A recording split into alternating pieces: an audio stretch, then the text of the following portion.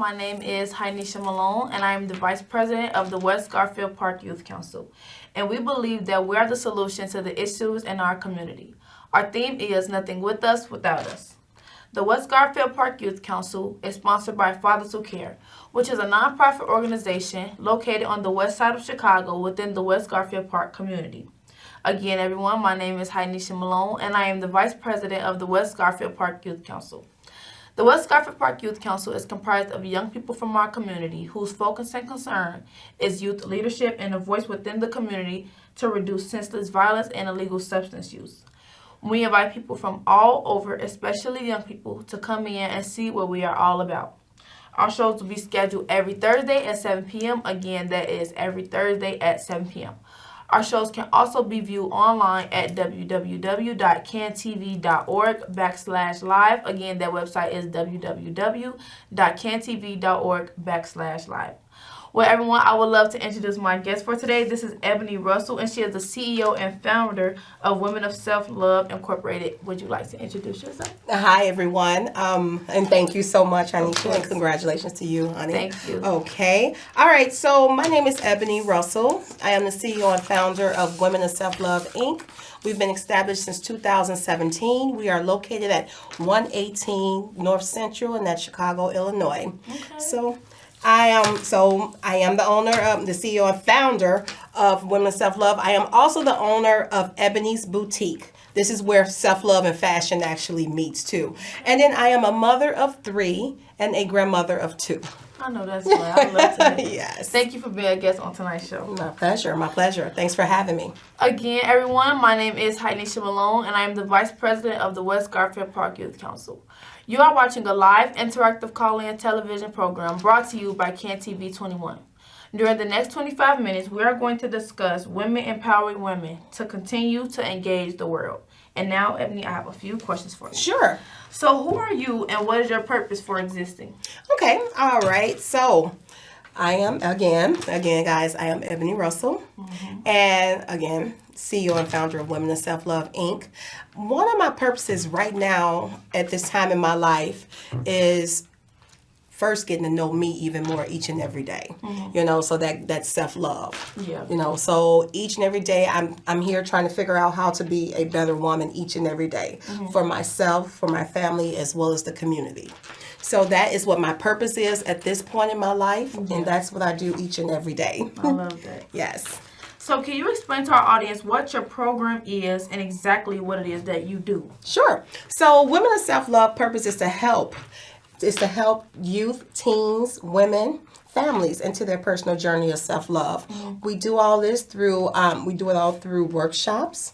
We have school curriculums going on right now from primary school all the way up until high school. Mm-hmm. And I also have some mentor groups for college-age students as well. And we have the adult women. I have events and everything to continue to empower them as well. Yeah. So self-love is like a big tree outside. Right. And with self-love, you have the branches. So under there, you have the self-care, many of them. I'll just name a couple. Self-care, self-esteem, self-worth, self-confidence, self-accountability. So those are the things that I am now out here teaching. Now I help them through mentorship again, and I also help them through one-on-one sessions, and I coach everyone. So that's what Women Self-Love is here for. Now, we also do a lot of philanthropy work, and we have annual prom dress drives, back-to-school events, Christmas toy giveaway events. We have Easter giveaways, and we're partnered with an amazing Westside community stakeholders as well, and many others in the community and organizations that's doing amazing work on the West Side of Chicago. Yeah.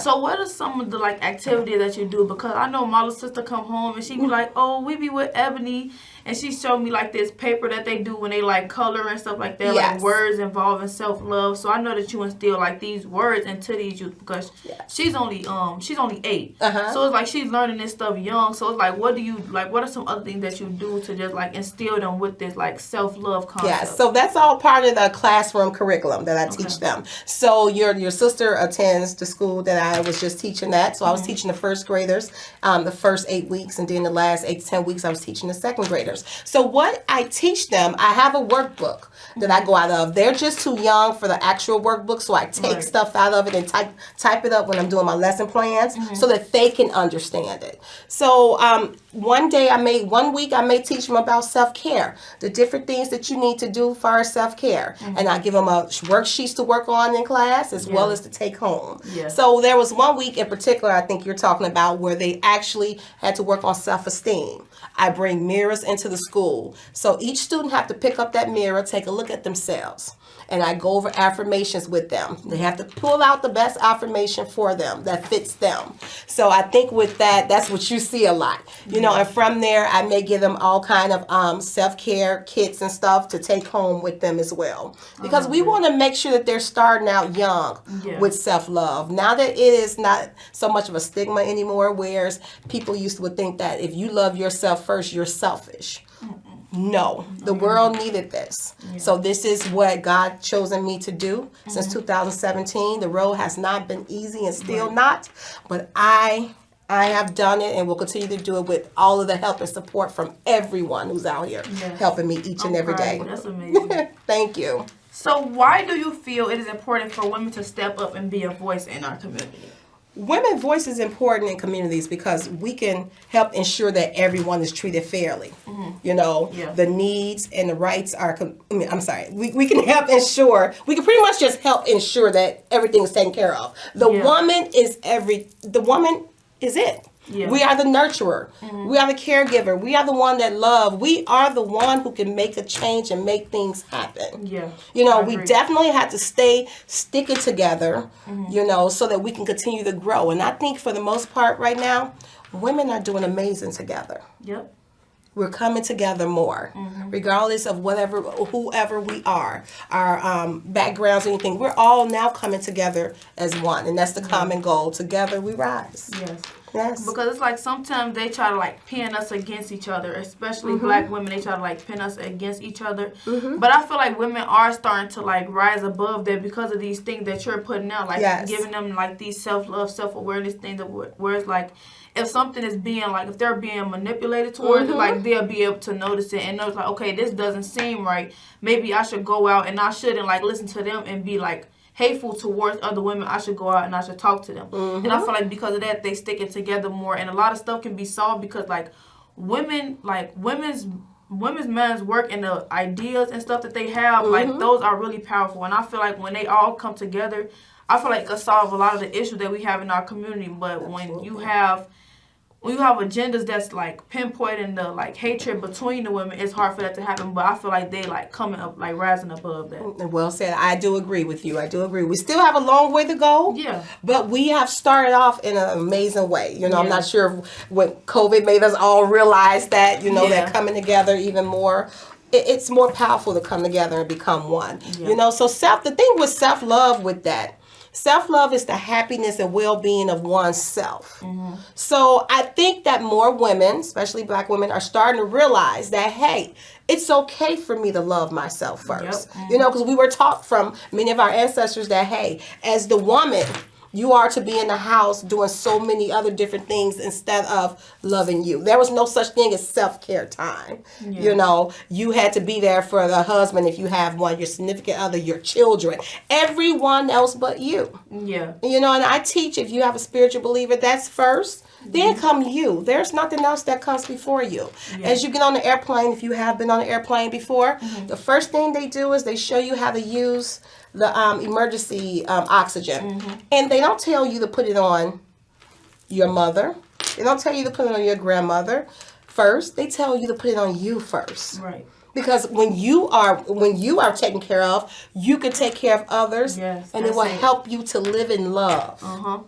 You wouldn't mind showing love. You wouldn't mind doing for others, loving on others. Because guess what? I love me. And I want to see the surroundings look just as much as I'm trying to look for myself. You know? You understand that? Because it's like, it's like when you're like sure with yourself and you just have so much love for yourself, like within, I feel like you produce way more than you would if you like had any hatred in you.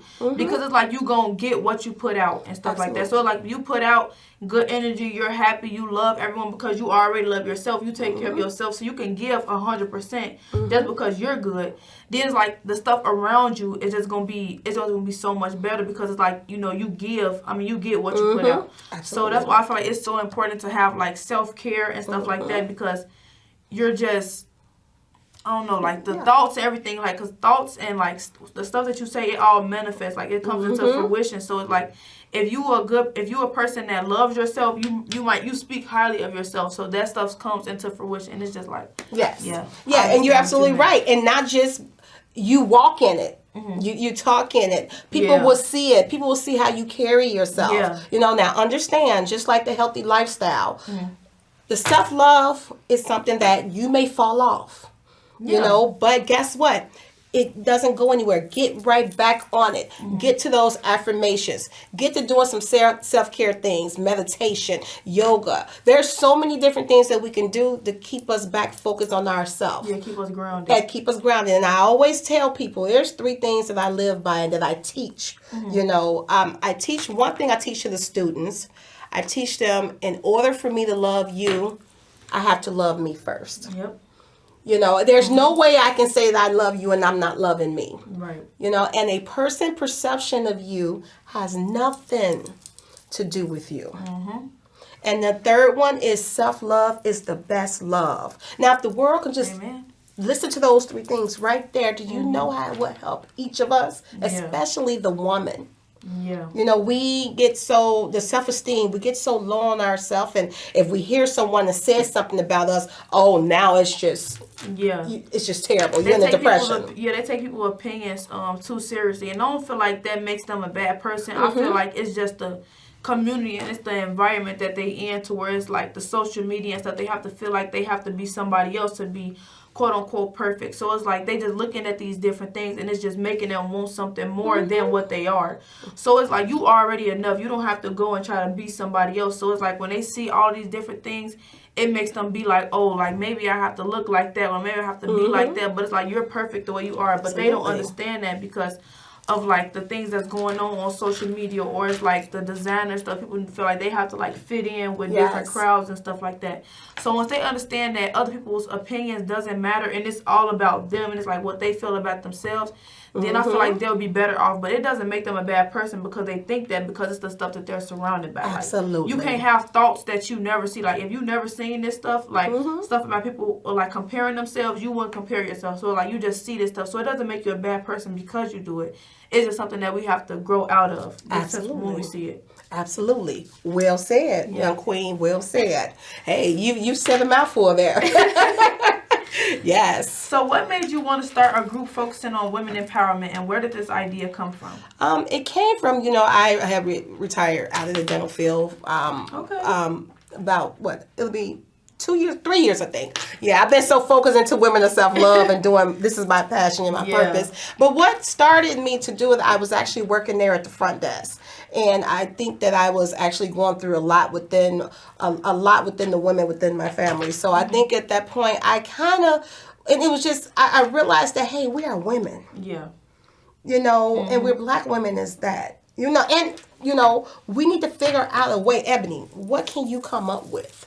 At first, it was just something that I just wanted as a Facebook group. If there's other women who was feeling like this and wanted to change with their self first. Yeah, y'all can help each other. You know, to try to help everybody else, you know. So that's kind of where it started. I started talking to God. I started meditating. And then my beautiful friends who I worked with at the dental office, as well as a couple of more of my friends, and my mother, just so many came together and say, hey, this is great. So now let's come up with a name. Because I want this about women, not just a certain particular group of women. I want it for every woman. Yes. Women, that's who this was for. So, and I want the women to learn how to love themselves. So that's where one of my friends there, she was a hygienist, she said, women, they would start saying self-love, and I said, women of self-love. Yep. There we go. We've birthed women of self-love at that dental office. Yes.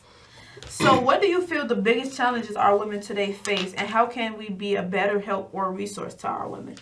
What we can do is love each other more.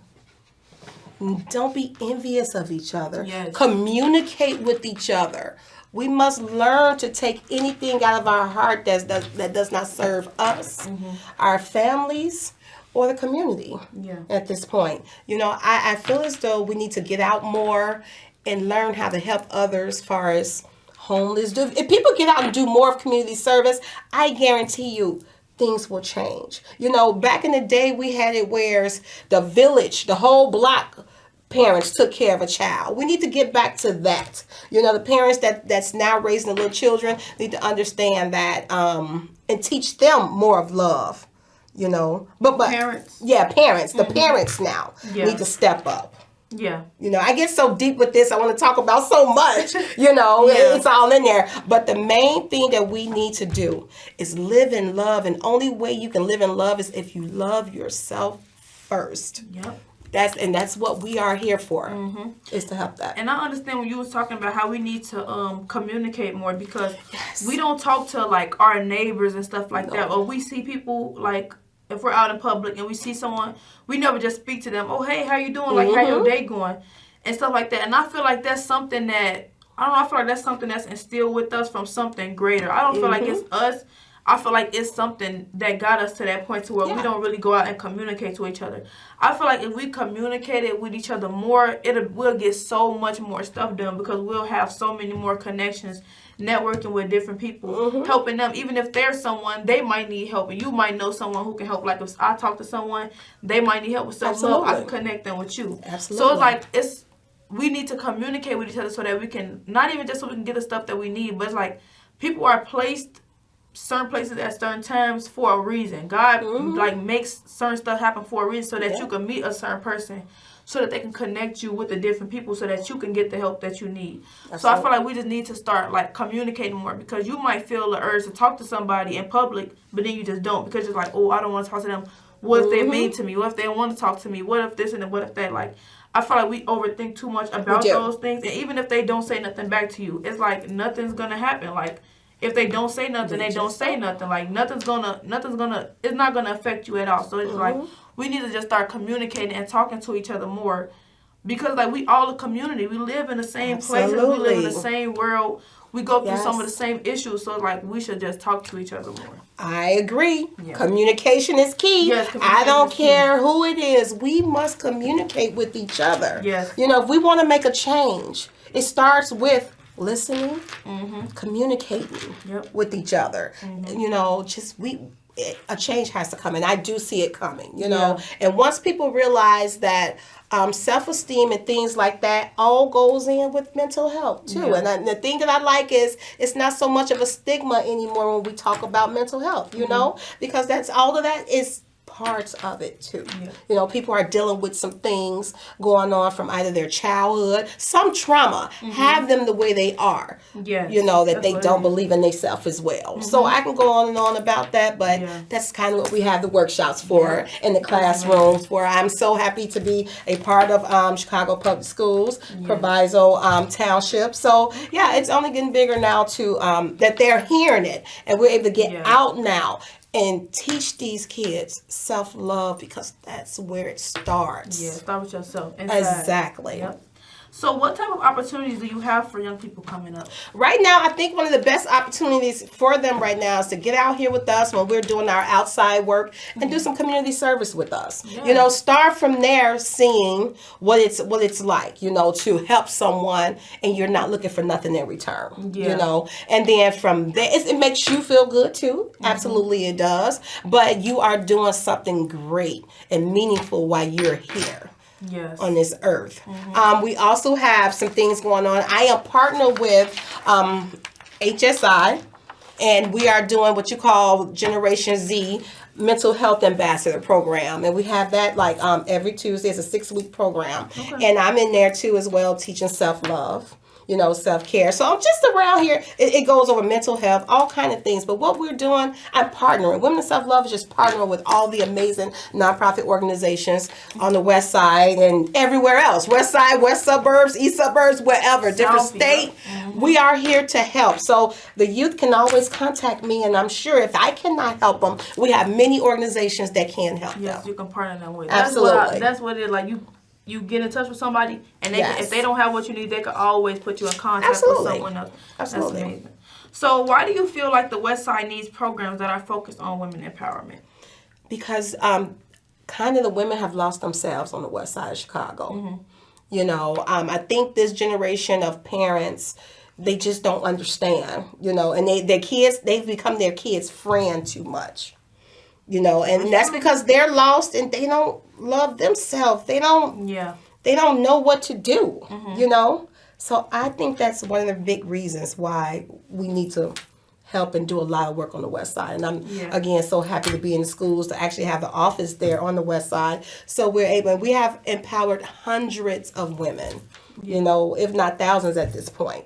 That's on the West Side, so I'm excited about that. I do see changes because there was times when we first started on the West Side of Chicago, I would go around asking everyone when I was doing outreach, what is self-love? And they would say taking care and loving everybody else but them. But now I'm hearing a different story now. And different answers are coming out now. So that's I see a change coming. Yes.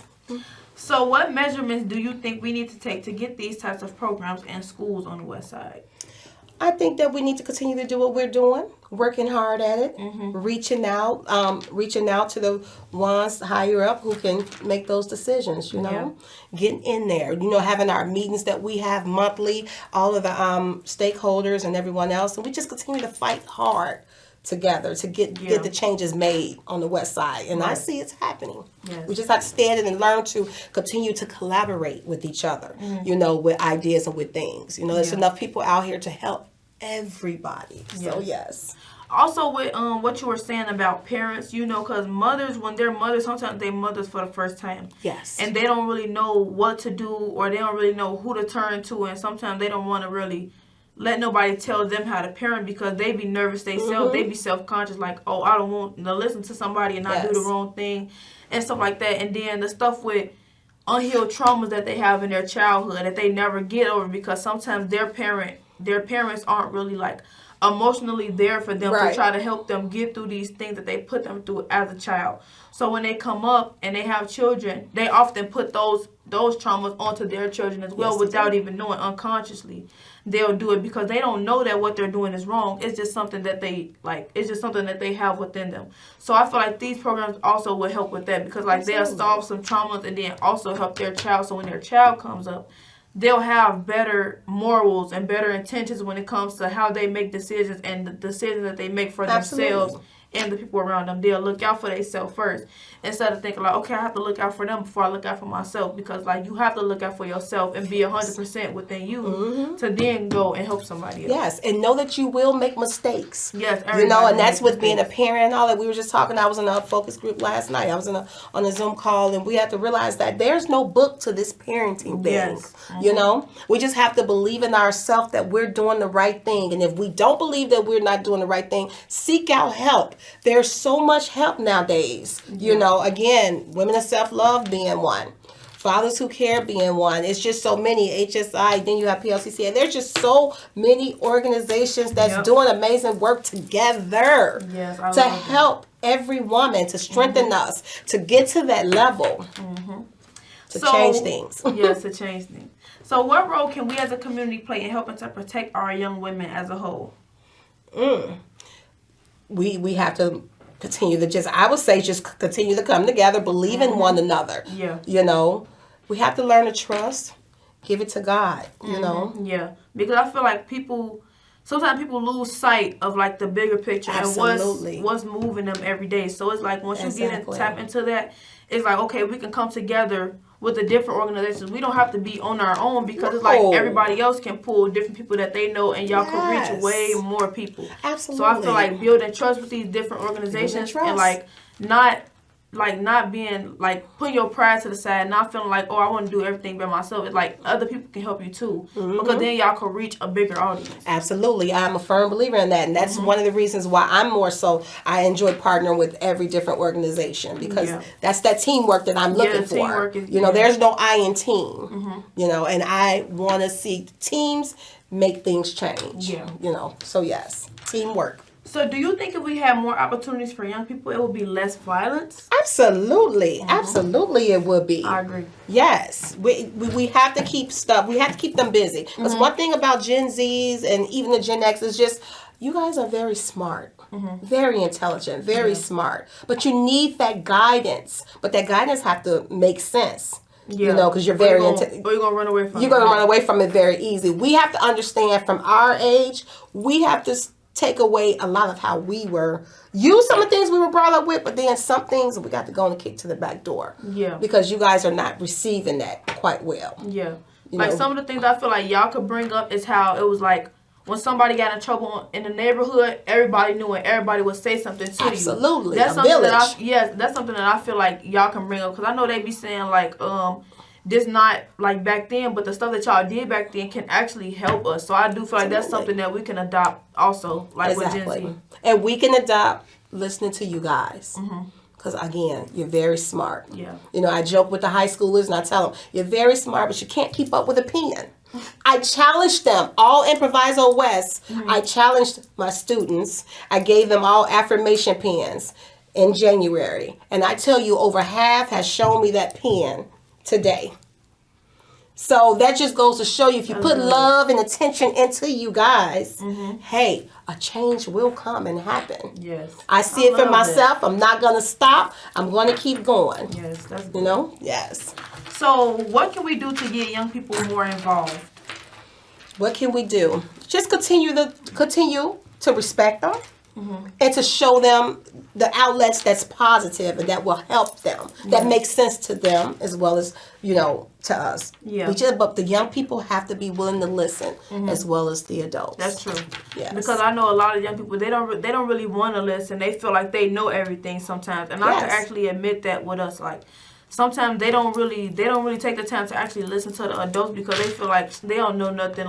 But like they've been here longer than us. They live longer than us. They experience more than we have. So it's like they could let us know some of the mistakes they made so that we wouldn't make them, or let us know what we can do as youth so that when we get older, because we're the future adults, so that we can make better decisions for the world that we're living in and the communities that we're in. Absolutely. So I feel like we do need to be able to sit down and listen. And I feel like that is something that we struggle with because of the simple fact that we don't take it like it takes a village. It's like it's only our parents. Absolutely. So it's like that's why we tend to not listen to everybody else around us. So that's why I feel like we need to adopt that it takes a village. It takes a village. Absolutely.